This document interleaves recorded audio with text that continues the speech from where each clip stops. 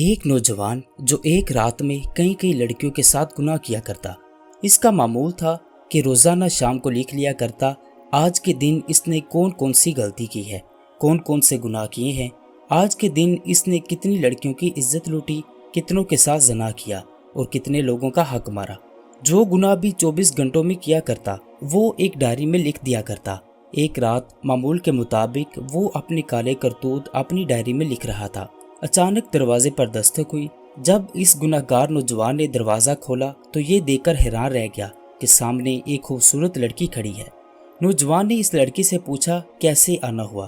اس لڑکی نے کہا میرے یتیم بچے ہیں، میرے بچوں کا باپ کب کا فوت ہو چکا ہے، کسی کی بھینس مری تھی، اس حرام بھینس کا گوشت میں اور میرے بچے کھاتے رہے۔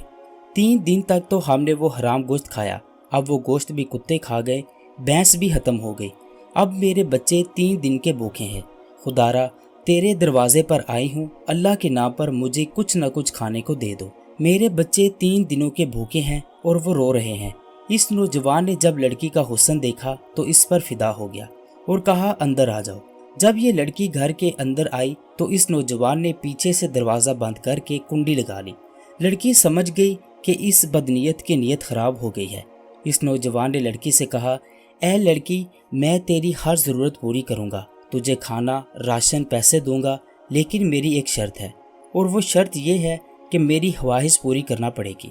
اس نوجوان نے لڑکی کو اپنی طرف کھینچا تو اس لڑکی کی ایک زوردار چیخ نکلی اور زور سے اپنے رب کو پکارا، اے مصیبتوں کو دور کرنے والے رب، مجھے اس ذلیل انسان سے بچا لے، اے بلاؤں کو دور کرنے والے رب، مجھے اس ذلیل انسان سے بچا لے، اے میری عزت کے محافظ میرے رب، میری عزت کو بچا لے۔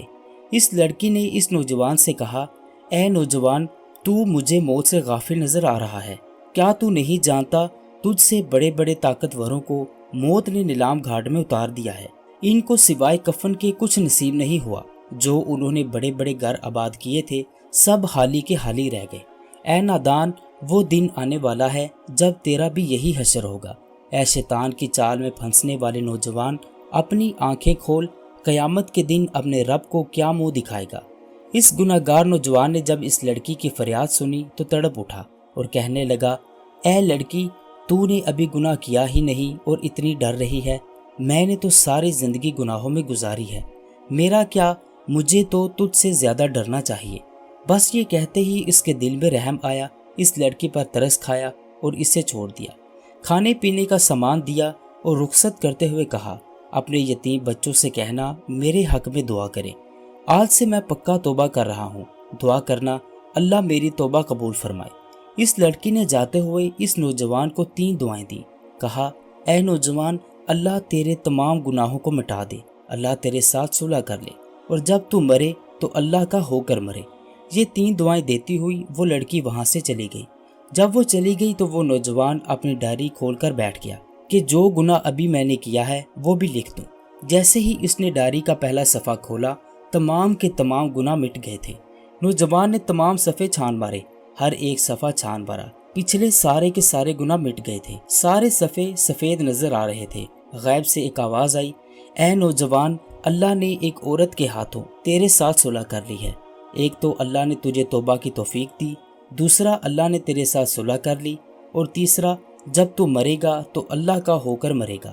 لکھنے والے لکھتے ہیں جب یہ نوجوان مرا تو اللہ کا ولی بن کے مرا تھا، ساری عمر نمازیں پڑھنے میں اور قرآن پڑھنے میں گزار دی، اللہ کو اس طرح راضی کیا کہ جب مرا تو اللہ کا ولی بن کر مرا۔ اللہ تعالی ہمیں بھی اپنے گناہوں سے سچی توبہ کرنے کی توفیق عطا فرمائے۔